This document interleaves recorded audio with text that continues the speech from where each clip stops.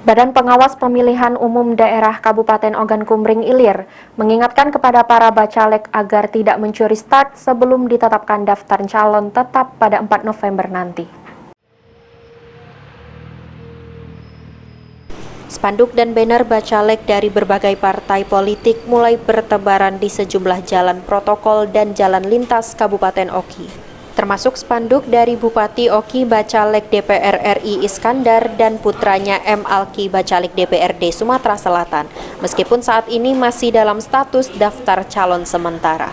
Komisioner Bawaslu Oki Divisi Penanganan Pelanggaran Syahrin menyampaikan, saat ini masih dalam tahapan daftar calon sementara atau DCS. Bacalek dan partai politik atau pengusung diminta agar tetap menahan diri untuk berhati-hati dan tidak mencuri start.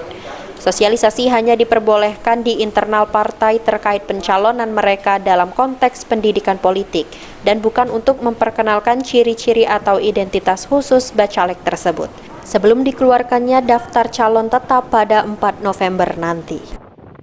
Sekarang memang kita baru memasuki tahapan DCS ya untuk daftar calon sementara. Nanti untuk penetapan DCT itu di 4 November 2023. Nanti setelah ditetapkan dalam DCT, para caleg baru bisa berkampanye. Gitu. Untuk sekarang kami harapkan kepada para caleg dan juga kepada partai-partai pengusung untuk menahan diri dulu dalam berkampanye. Jangan sampai terjadinya ada berita yang memasukkan bahwasanya mencuri di awal waktu kampanye, karena kampanye juga bisa dilaksanakan setelah 7 hari setelah penetapan daftar calon tetap.